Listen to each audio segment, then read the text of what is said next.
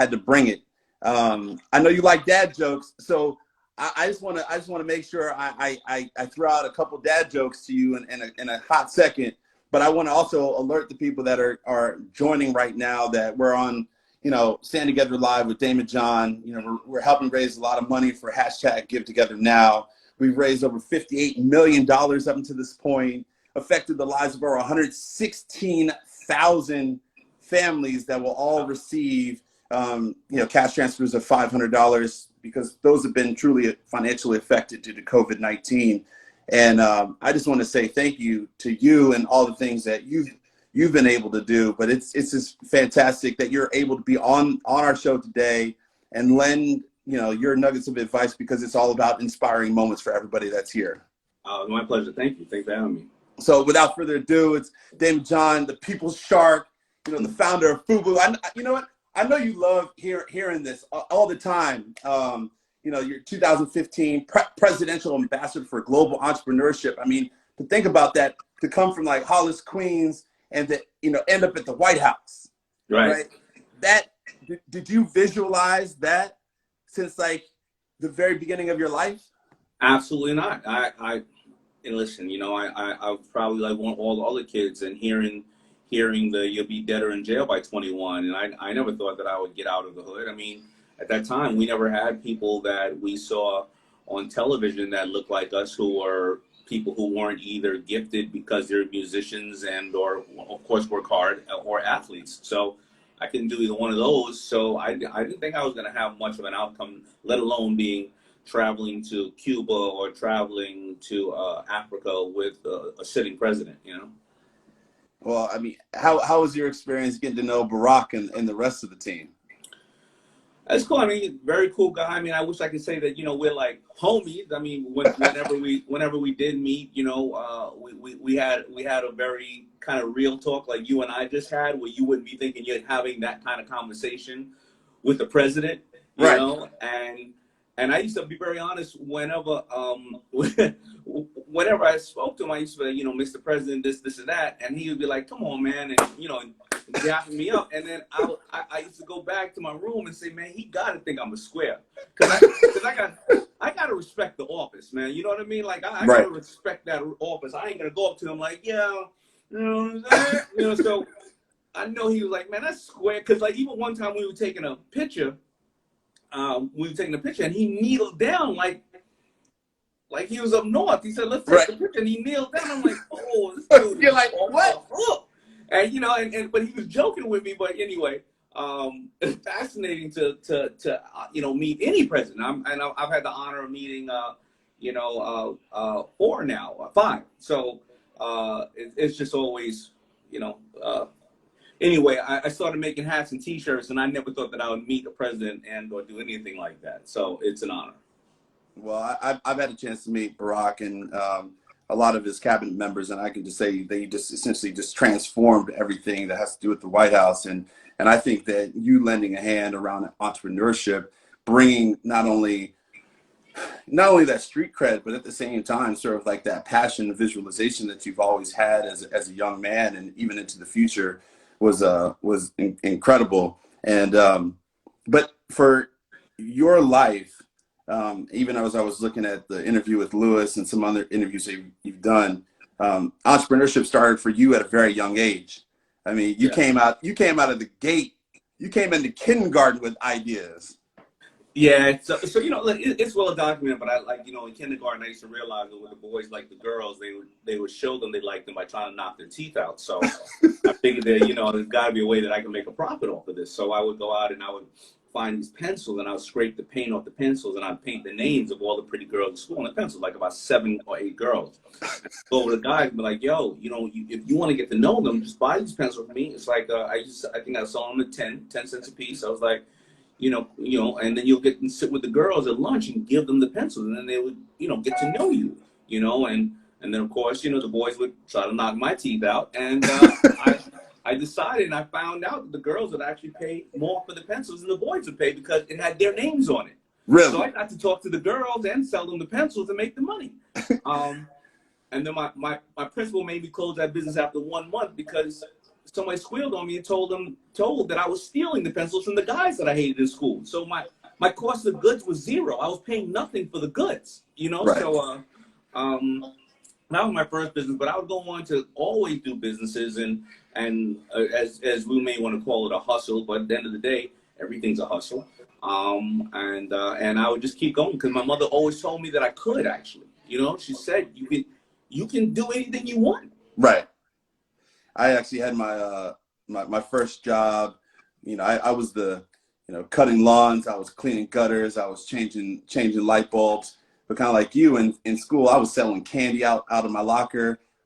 Valentine's Day, because I know everybody wanted to give the young lady a flower. So, Yeah. you know, me and my boy would bring, you know, a couple dozen roses. We would go to the store in the morning, and then we come to school, and then we charge everybody 25 cents for their flowers. So I think you were on the right track. You had the pencils, and I had the flowers. Yeah, listen, same thing, man, same thing. I mean, but you know, it just stretches your mind, and it shows you at an early age that, and I know that there's some organizations that do this with younger kids. They show them that if you just take a box of pencils or you take a whatever, and you buy it for $1 and sell it for $2, that is just the most raw form of entrepreneurship. And you know, the community we came from, there's always entrepreneurs. We just didn't formalize a lot of the businesses like we should have, because we probably didn't know any better about how to formalize these things. But it absolutely is nothing new. You know what I mean? But at the same time, you had one at 6, but then you also had your first kind of legitimate company or businesses that you got started at right around the age of 10. Why did you kind of go that route at the age of 10? Well, my parents got divorced, and I felt that I'm an only child and no other siblings, nothing else, and I felt that at first I felt that it was too much for me to want to get the things that I wanted in life and put that burden on my mother when she could barely even pay the bills. And then as I was growing older, I realized that I was actually the man of the house and that I should also contribute to what my mother was doing and not take it for granted what my mother was doing. I would see her some nights, you know, crying, you know, and she wouldn't see me, but, you know, I would hear her in the room crying, and I know she couldn't pay the bills. She was so stressed about losing the house and things of that nature. And I just wanted to find any way and every way to do 2 things. Number 1, maybe get some nice clothes if I like them, a pair of sneakers or whatever the case is. And number 2, give whatever I could to my mother to help her with the expenses. And then at the same time, you also were part of the unique program that you were able to work and at the same time go to school full time. Yeah, at that time there was a job. It was a program called Co-op. I was in high school, and you could work 1 week and then go to school the alternative week, which honestly, I mean, when we think about our kids in college right now, they can actually technically do that if they're virtually learning, right? And I was able to get real life experience, and it also broadened my mind because just in Hollis, Queens, you know, I didn't necessarily see other people of color, and when I did, I thought that they were all okay, right? You know, when you think that people on the other side are one way or another. However, a lot of times they were in power, and I don't care if it's like a bus driver who, you know, you see stuff happening on the bus, and then he goes or she goes and tells the cop, and they happen to be 2 Caucasians who are now telling you to shut up or do this or do that, right? But as I moved and I started becoming a foot messenger, you know, basically a messenger in the city when I was, you know, going to Bayside High, I would be in there with a bunch of messengers, and there would be people of all colors, right? There would be Latins, there would be whites, there would be Asians, there would be blacks. And I started to see there was more of a common denominator that everybody just wanted to feed their family because we were all messengers, right? And it would open up my mind to then understand that you know, a lot of different aspects of dealing with other cultures. And it also made me feel better about myself to say that they're going through trouble just like we are. We're working out just like they are. They're no better than us. Why do people think these people are better than us? And it just really opened my mind. So, but was it seeing people, or was it someone that was close to you that kind of gave you that broader scope of understanding how the world works? Well, it was seeing people then, and then my mother happened to had a boyfriend who came in her life, who I call my stepfather, who happens to be of the Jewish faith, and that really opened my mind because he taught me 2 things: that love doesn't come in a color or a gender, and white people are just as screwed up as black people are, right? And I would see him, and sometimes, listen, I'll be very honest. His brother was the main attorney in the United States who fought to free Nelson Mandela. And I would go into, let's say I went into a bike shop, and this actually happened. I went into a bike shop one day, and the guy didn't see that I was with him, with my, who I call my stepdad. And the owner of the bike shop said, "Hey," I said, "Where you from?" And the guy said, he said, "Yeah, well, I'm from Springfield, Massachusetts." He said, "Man, a white man can walk around free in Springfield. I got to sit here with all these monkeys, right?" And that's what the guy said to him. And I remember my stepdad calling me over and saying, "I don't ever want you to support this man, or any of your friends should never support this man. This man is in the middle of your community and has no respect for you. And I want to make sure that you tell all your friends to never come to this store again." And, and so when I would see that, the number one thing that he hated and the number one thing I hate is ignorance. That's the only disease that you can't fight. It's just ignorance. Yeah. And, it would, again, open up my mind to say, most of the things that we have seen that have been accomplished by people of all colors, whether it's the civil rights movement, whether it's apartheid and other things. And if somebody's willing to give you respect, you can respect them back. And if they're not, even if they're your same color, you don't give them respect. Wow. That was powerful. And even as I'm looking at the comments in the section, everybody is just talking about how strong a message that was to you. And I'm sure how many times you've told that story and affected other people as a result of it. I'm thinking about it with you, I've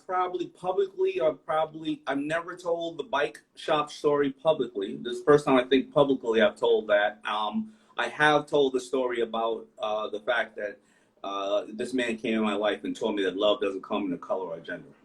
Well, love doesn't come, any color or gender, but it breathes.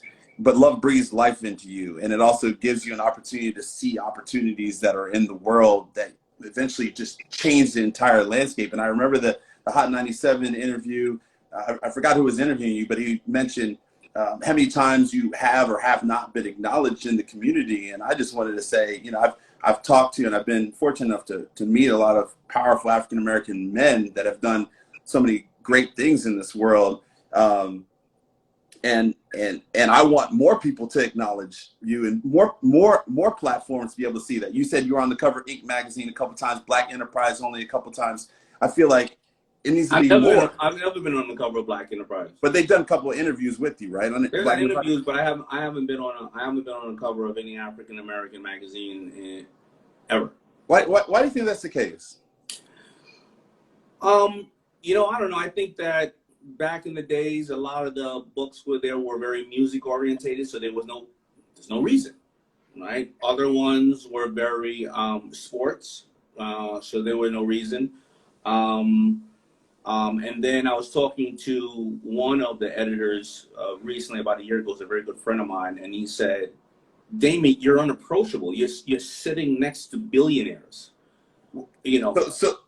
So all of a sudden you're black and you make $1 billion, and we can't put you on the cover of a magazine.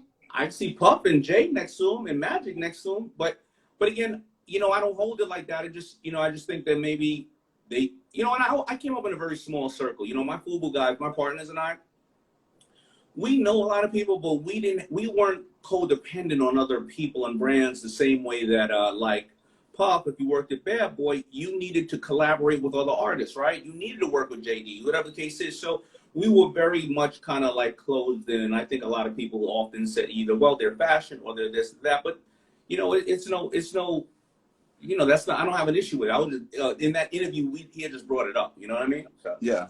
Well, hopefully someone sees this interview and they make sure they put you on the cover. Or maybe you just start your own magazine called Visualize and you just put yourself on the cover. Just do it like Oprah. Maybe just Daymond John magazine. Well, I'll tell you something, man. It's not about me, man. I listen, I have an honor. I'm honored because of the fans and everybody else that they have respected me enough to say this guy doesn't have a PhD or any of this other stuff, but he knows how to break down the fundamentals of business, and they've supported me. So it's really been, amazing. And listen, I was on Billions the other night, right? I'm really proud of that. Yeah, but you can't talk to me too much about that because I haven't seen the episode. So I wanted to get into it, but I just feel like you might, you know, spoiler alert.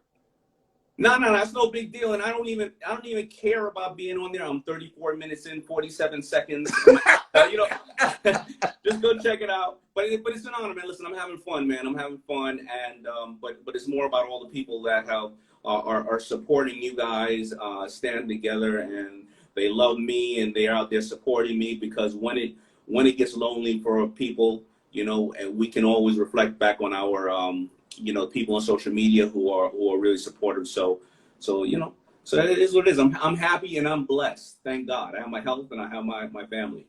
So talk about how you're just coming back to business and entrepreneurship. How did your personal experiences really kind of help you find, you know, that edge in the market when you created FUBU? I think that what I found was that there was a segment of the market that was being neglected, and that I was wondering who was going to pay attention and love and value their customer. And I was, and the people that I came up with, or prior to me, made me feel important. And I used to think, like most people, like business, it has to be wreckable, or like J.R. Ewing from Dynasty, or Michael Douglas from Wall Street. You just have to be vicious and mean. And I had like I think $20-something to my name. I was staying in the Mirage Hotel, you know, a super discount room with me and all 6 of my partners. I was downstairs. I didn't have any food, and then I think we were sharing a couple of slices of pizza. And Carl Kanai walked by me, and I ran up to him, and I was like, "Man, you're Carl Kanai! Oh my God!"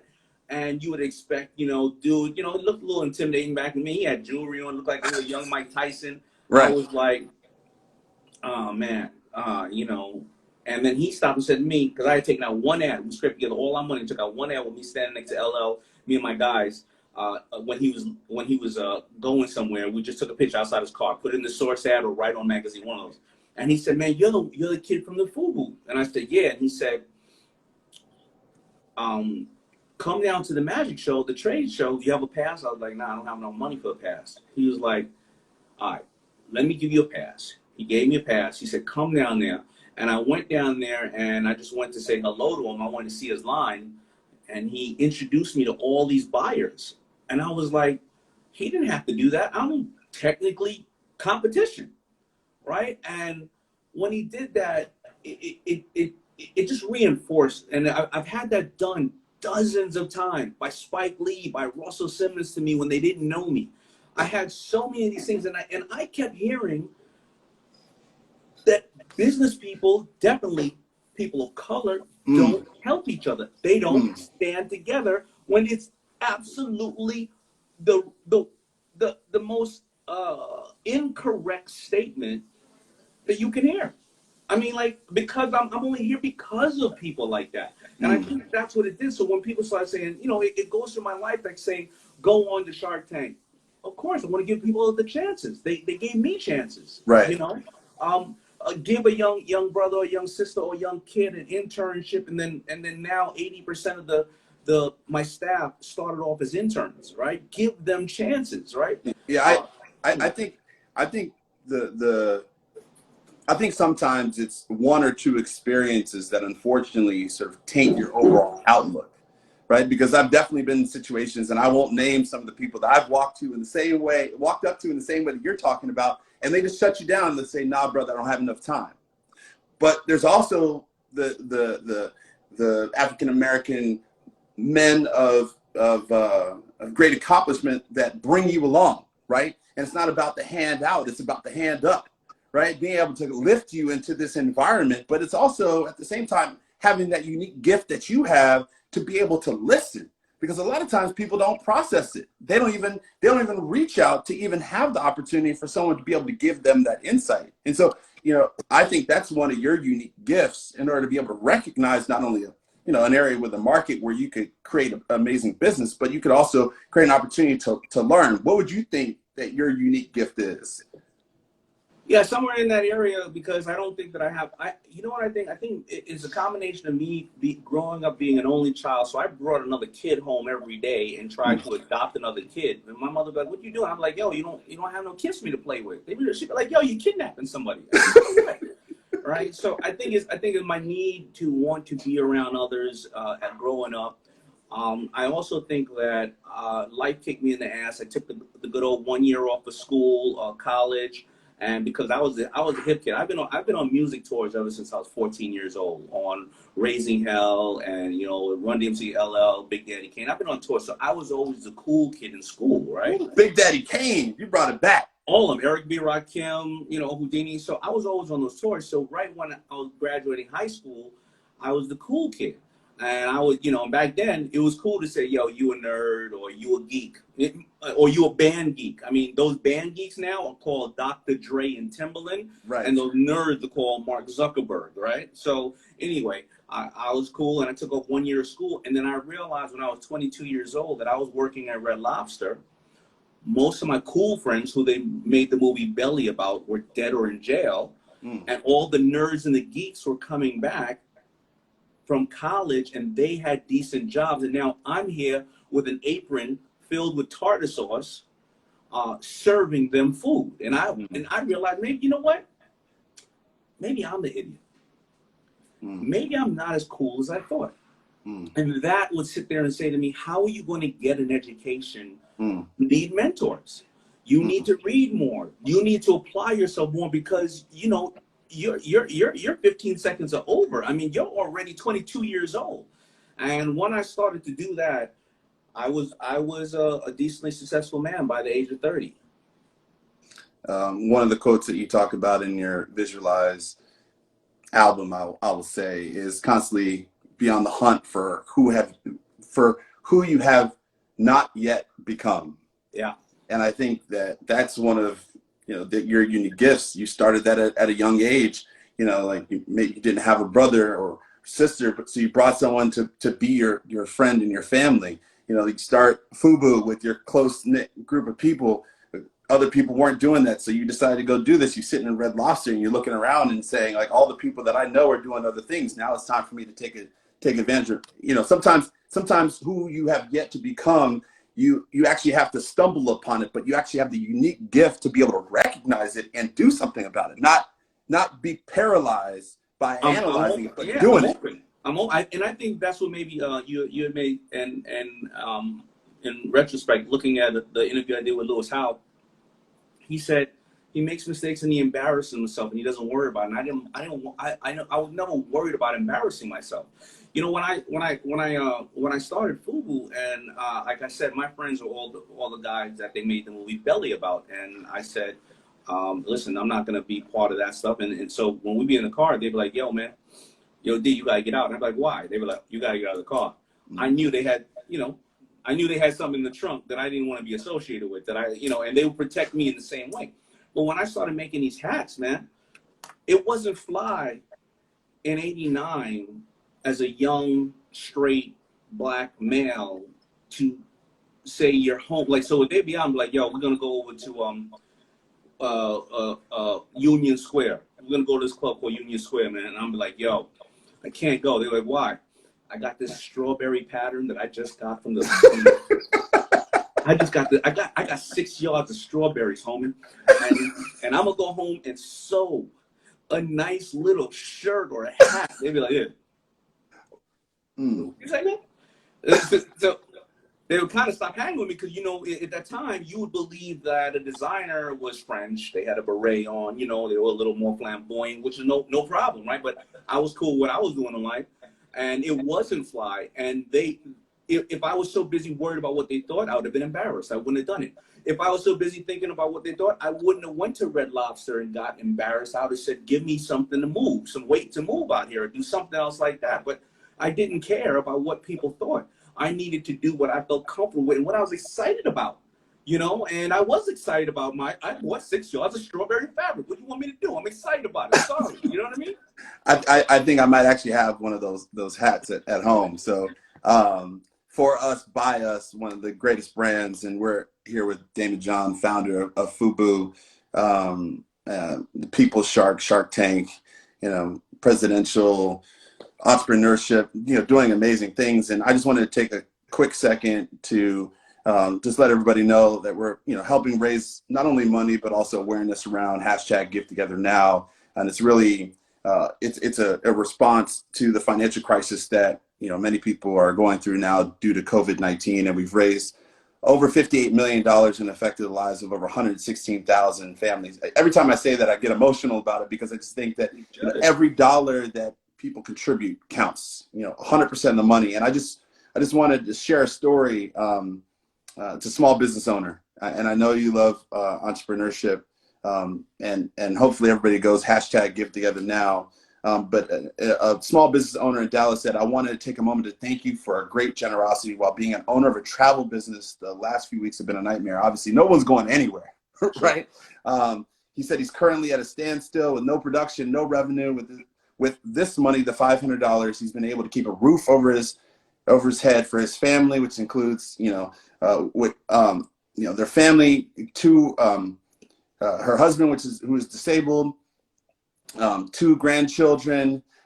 This has allowed us to keep up with the monthly expenses needed to keep the business afloat. But there aren't enough words to say thank you. And those are the types of stories. You know, we've heard stories about young ladies and their families and how they've lost their jobs, and their $500 goes to put food on the tables. I mean, absolutely. There's a lot of people out there that need this money. So, I mean, I'd imagine even back in the day, and, you know, imagine if this were to happen right now and you're still back in Queens, right? All the people that you might have known that would have needed this money.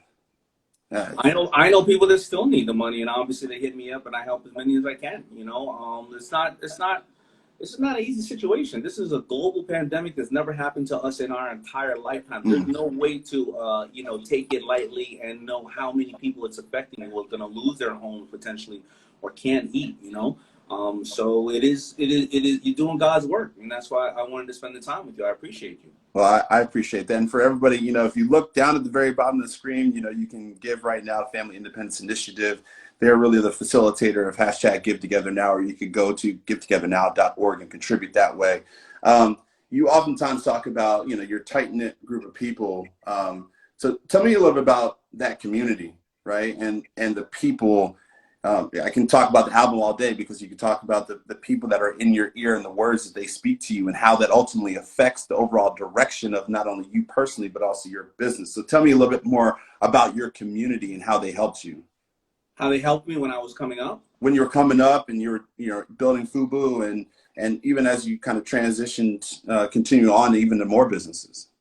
Yeah, so I had 1 or 2 businessmen in the area. One who owned a retail store, a bodega, I didn't know what intern he was at the time, but I'd go over his store probably about 11 to 12 years old, and I would sweep up and I'd work the candy. But he knew the fundamentals of business. You know, you had to either decrease costs or increase sales. You know, how to sell to customers. More importantly, though, customers were first, and to treat them like they were kings and queens because they could spend their money anywhere. How to take inventory of what you had. You know, those kind of things. So I would learn from him. Then I would have another mentor in my life named Mr. Case, who was a van driver, who's still my mentor. And, you know, if you live long enough when you're mentored, you get the reverse mentorship as well. Because if they get to this part of their life and you're at this part of your life, they still have the fundamentals. You can ask them stuff, but then they want to ask you stuff. There was another man named Ralph McDaniels. I'm not sure if you know him, but Ralph McDaniels has the longest running video show in history. It's called Video Music Box. And he was also somebody who would mentor me. So I would have vast amount of mentors. And I think life is a series of mentors. And we didn't have at the time, of course, we'd go to the library and pick up books, but we didn't have the availability of mentorship like you have right now to watch you and I speak, to watch another 3 conversations like this and see if you can see the defining line, the things that we're all saying and we're not in cahoots, and say, why do they keep saying this? Maybe I should write my goals down. Maybe I should take small actions and steps. Maybe I should surround myself with like-minded people. Maybe I should go to a mentor and ask them what I can do for them, because they got their own damn problems. And in the event I can do all this for them, will they just spend 1 hour a week with me talking to me? And I just realized I can't go up to people and say, here's my problems. It's nobody cares. They want you to help them on their problem, and then they'll help you. Right? So if they, if you learn this from all these mentors and you hear it from all these people, you start to build a network. And then I started to build a network. My partners, Keith, Carl, Jay, the FUBU guys. Yes. Right. Stuck with me thick and thin, for about 8 years. When I wanted to quit, they didn't let me. When they wanted to quit, I didn't let them. Then we got with Samsung, we have our other partners, Norman and Bruce, Another World. They traditional schmatters who've been in the business of clothing for 60 years. So we got to learn from them. And so I keep having pockets, and I don't go outside of my pockets generally. I just build a new pocket. You know what I mean? And that's what I found has been long lasting. Relationships and education as well, because we're all collectively learning from each other and we're learning together. Yeah, that's what we talk about, stand together, how you can collectively learn together as a community, and how that ultimately creates a win-win scenario. I mean, you hit the nail on the head. I've always wanted to ask you this question. Why, aside from the obvious, right? What was the importance of allowing the name to be for us, by us? Well, you got to think, my partners and I never thought that we would have anything more than one boutique that all four of us worked at, and we changed shifts and changed hours. So I'm going to keep it 100. Okay. Keep it 100. That's all I want. I was in the basement. I had a really cold 40 dog and a bag of pork rinds. And we was just going back and forth, you know what I mean? And it was just like, what you call that for? Yo, brilliant idea, baby boy. And that was how I started. And then, but a lot of people, truth be told, would think the name was only for a certain color. And remember, I started it because Timberland had made a comment that said something like, we don't sell our boots to drug dealers, not realizing the reason they were spiking wasn't because construction workers were necessarily buying their boots. It was because the kids from the street were buying their boots, and they were buying turquoise, and then we were also buying 2 pair a month like Jordans, instead of being a construction worker one time every 3 years, right? And so when I came with the first bias, it was I didn't want to be guilty of the same being a bigot, the same as Timberland. But people thought it was only for people of color. But I would dress MC Search. I would dress a lot of cats who, as long as they were all about the culture of hip hop. Yes. That was all I cared about. And I wanted a kid to be able to feel like, listen, if I see somebody across the street and they're wearing that, I know what we're into. Yeah. This is kind of like our form of communication. And when LL, he would end up doing that in the Gap commercial.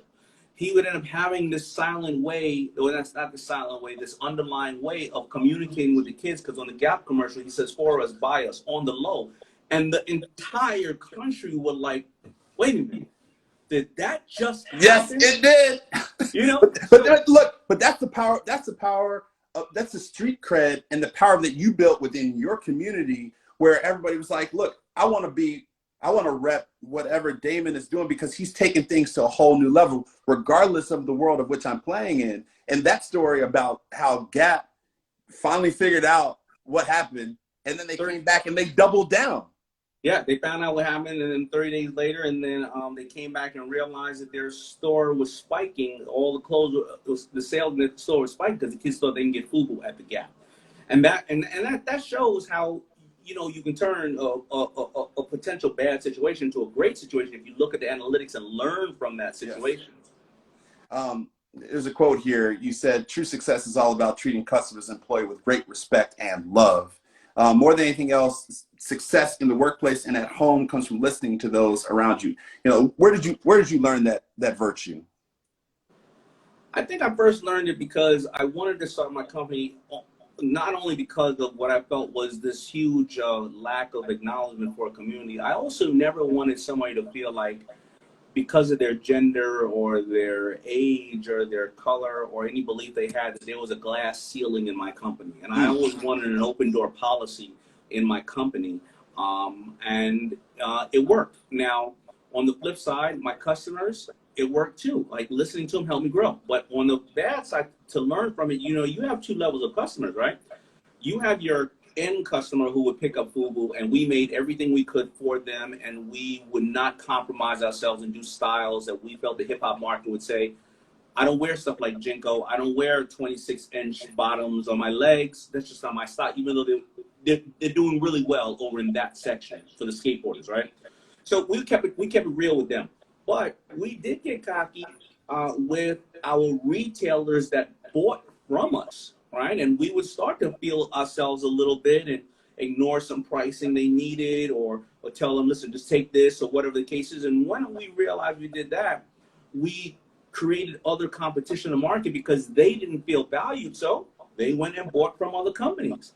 So it would then reinforce, Daymond, you're not doing the right thing all around. You're doing the right thing one place or two places, but you need to apply this type of thinking within all of the tentacles of who you deal with. Well, I think the thinking with everybody that you've dealt with and the thinking that you've learned from the community that's around you has amassed you great intelligence, and then also translated into some fantastic experiences, and Shark Tank being one of them, the people shark as they call you. Did you think it was, I mean, I know people probably ask you, and I want to specifically talk about two stories. One is Mo's Bows and the other one being Bomba Socks. But did you think that Shark Tank would be where it is today? Or did, from the first time you jumped on the airplane, they flew you out there, did you think that it was going to be really where it is now? Now,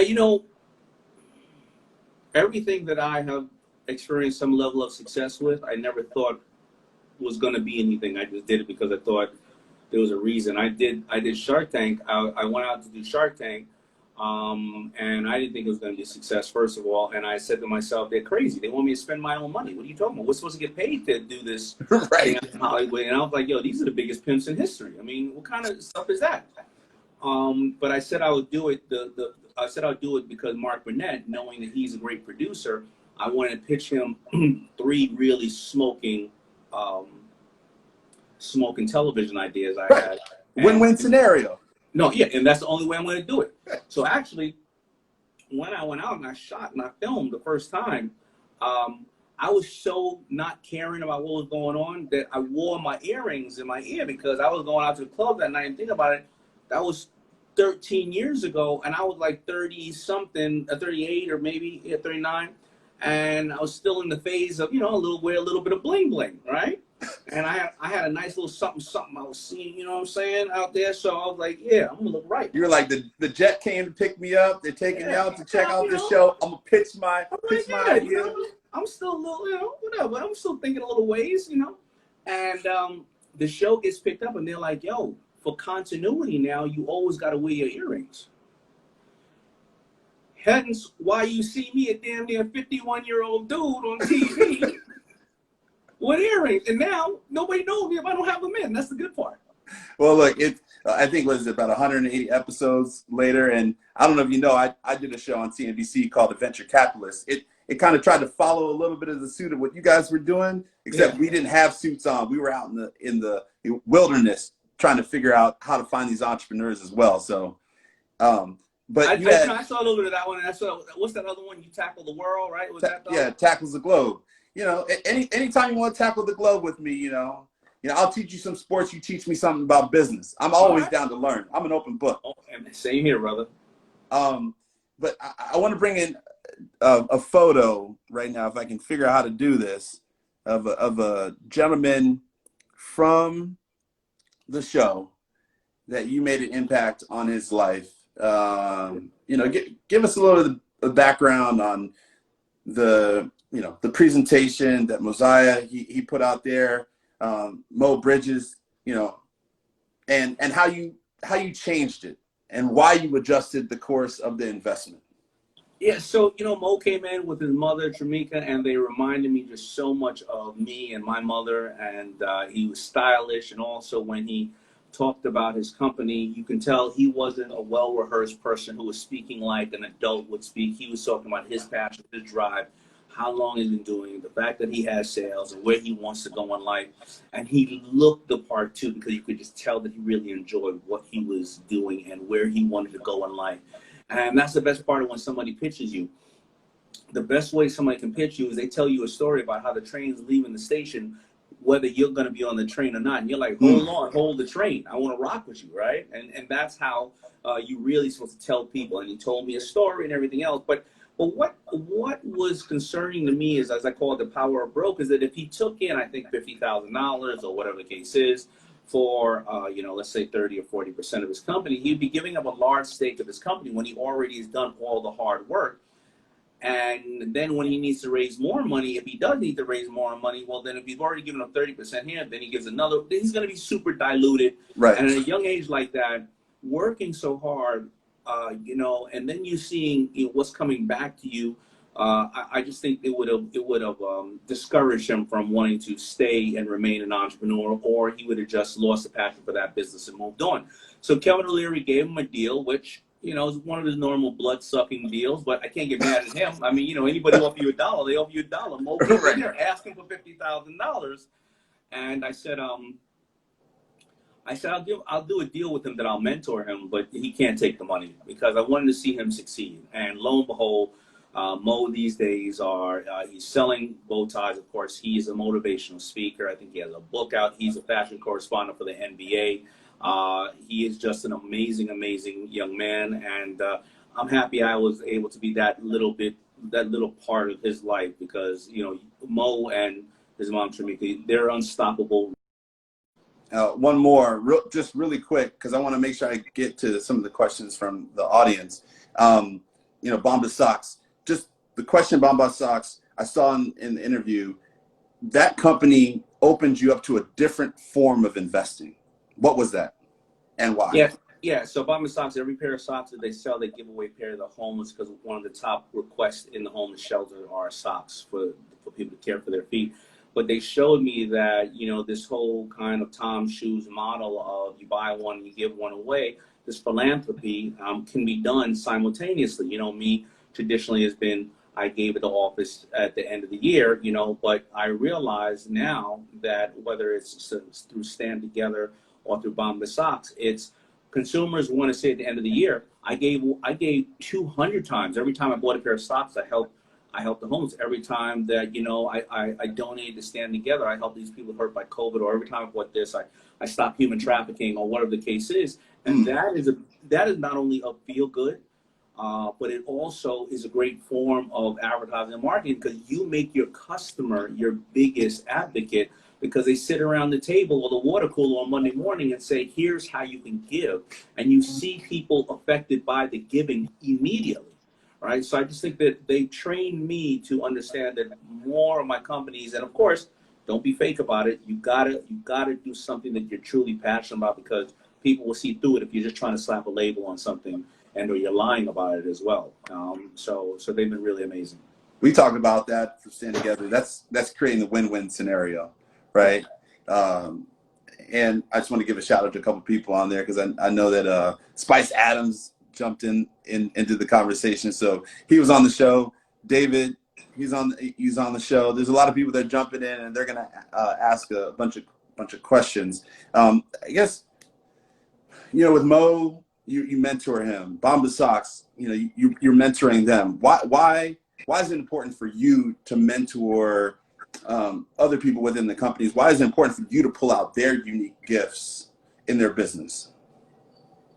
Well, I think in a selfish way, I'm learning from them as well, right? And I think there's a symbiotic relationship right there. But I think that also a lot of times what I learned in the earlier seasons was that a lot of times people want money, but they don't really need money. They need the mentorship, and a lot of them want, you know, they don't know what they don't know. So until you get to dig into their brain and show them how to open up other opportunities without necessarily having to you know, dry their company of the funding that is needed, you show them other ways to think more creative. And once you do that, you expand their mind, and in return, you learn too down the road with them. I just think that's the best way of business, especially like right now. I mean, right now we're going through such a hard situation where money's not really readily available. So how are you going to train your mind if the only thing you thought was I needed $1 to make $2, right? You know, instead of saying, no, I need to tap into my Rolodex and my contacts, or no, I need to do a collaboration with various other people, or I need to look at my inventory that I currently have, I'm sitting on top of in some form or another, or my intellect is my inventory, right? If you keep only thinking that your dollar is it, then you're always going to be cash poor. Woo! Intellect is your inventory. I love that. Woo! Getting hot.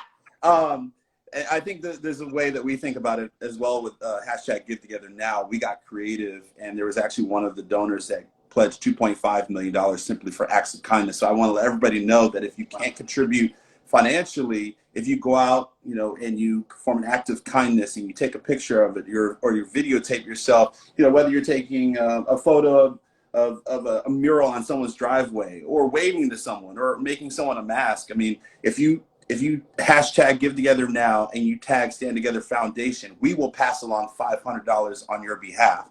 And so this is all creating a movement. This is our power shift in our movement around giving kindness, right? Where, you know, people may not have, so you give kindness. Everybody out there, everybody that's watching right now, that's listening to Daymond, right? If you give kindness, we will pass along $500 on your behalf. Hashtag Give Together Now and tag Stand Together Foundation, and we will do that for you. I want to move a little bit into some of these questions because we only had a couple minutes, and Zuckerberg only gave us an hour on this conversation. We've been getting deep, and I feel like we're just getting started. But someone asked, when on Shark Tank, how do you balance between investing more in an entrepreneur or investing more into the product itself? I almost never invest into the product. The only time I invest into the product is when you hear that I say, can I license that? And would you mind licensing it? Because the immediate play that I think is there's something needed in this market, and I'm checking my mental inventory to say, who do I know that has distribution and manufacturing for this product, and this would be great. So it's kind of like a flipping of a house, right? That's right. The only time that I do that. But generally, after any other time, I'm investing purely into the entrepreneur.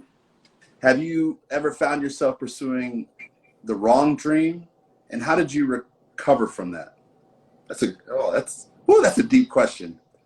It ain't too deep to me. I find myself looking for the wrong dream every other week because I'm a person who thinks a lot, right? And I have gone down the pathway. I've failed at them, but here's what I've always realized: there's only three reasons why I've ever failed at something, and all three of them are in line with each other. Did I love it? Did I really love it? Like, really was passionate about what I've done it for free. Did I do my homework enough on the industry, you know, the people, the market, the product, the distribution, the financing? Or did I partner up with somebody who knew more than me in there or could run it? And what I find is if I didn't love it, then I would never spend my time doing homework on it. If I didn't do my homework on it, how would I ever find a good partner for it? So it started off with me really having a fascination, a love, and a drive for it. And it's that old corny saying, you know, get paid for whatever you would do for free. But it's true, as corny as it is. One last question, and then I'd love for you to kind of just throw that last nugget that I'm sure you have. For those who are aspirational entrepreneurs, what would you say is the most valuable quality for them to strengthen? Well, I think that got to be two. First of all, you always have to have financial intelligence, and you have to keep growing on how to think in a financial way. You know, so that's number one. And the other one is take affordable steps. You act, you learn, and then you repeat. Take really small steps. And you know, like I love telling people when I'm around some of the richest people in the world, and I'm sure you've experienced this. I'm always noticing that the ones who are really, really old, they have the old school books, a little book with the black and white thing, and they're writing things down. I'm almost like, what are you writing down? And most of them say they're thinking about different tax codes and various other things. And I go, well, why are you always talking about taxes? And they go, well, argument's sake, if I have $1 billion right now, I can open up 1 or 2 companies and try to make another $1 billion. But if I have $1 billion and I'm supposed to pay $400 million in taxes, if I can legally save $200 million in taxes, I've already made that money. Why am I busting my ass to try to make more money? Why don't I retain more of what I've earned? Holy shit. You know what I mean? Like, you know, so financial intelligence, as you are obviously know. And the other one is just they you know, real successful entrepreneurs, they act, learn, and repeat. They try things very, very small. They learn from it, and then they keep improving over it. Doubt ever creep into your mind? What? Doubt? You ever doubt yourself? Of course. all the time, all the time. But the only way to overcome doubt is taking action and keep going towards something, to either say, I was right that this thing is not for me, or you guys were wrong. I told you, and watch, we're starting to get down the path. You know what I mean? And it doesn't mean that you're always going to be super successful in it, but you at least you left everything on the field. That's all I want to hear. You leave everything on the field. And I love that quote you said, when one door closes, another door opens, but it's about the fight in the hallway. Yeah. Right? You're always a bitch. I love that. Any last thing you want to say to everybody that's watching right now? I really appreciate you being on the show today. No, I really appreciate it. I think that hopefully we've made people a little bit smarter today, and you have made me think. And usually after I do interviews like this, I go back and I write and I say, what did I learn from that interview? What perspective did I get from it? And I just think that it's amazing what you guys are doing with helping people during this tough time. And so thank you so much for having me, Daymond. I'd love to interview you again, sit down and chat with you. I think, you've given me nuggets of information, of inspiration. You've given me an album to wake up and listen to. I think that's a business in and of itself, because I think so many people that are sitting at home right now need those words from individuals like yourself. They need those words with that music underneath it in order to give them sort of that pep, right? That fire that you pour that gasoline, you keep going. And I love that. So I would say, thank you so much for everybody watching. Thank you for your contributions to hashtag Give Together Now. Remember, you can always give kindness, take a picture, photo, post it on social, tag Stand Together Foundation, hashtag Give Together Now. I hope everybody just really feels encouraged and motivated by everything that Daymond is talking about. Remember, 100% of your money goes to those families that have been financially affected due to COVID-19. It's been a phenomenal opportunity and an honor again. And Daymond, thank you so much for joining us today on Stand Together Live. Well, thank you. And I also want to shout out just a lot of my ambassadors, or my, or the people that, follow me every single day and support me, Eric and Ginger, and a lot of people here watching. So, when they move from platform to platform with you and stuff like that, it's just so valuable to see that during crazy time when they can be doing anything, they're taking the time out to say, you know what? I want to see what D has to say. And so many of them have heard whatever I've said in so many different ways, but they go, that's not enough. I want to hear it again. So thank you so much. Thank you. I appreciate it.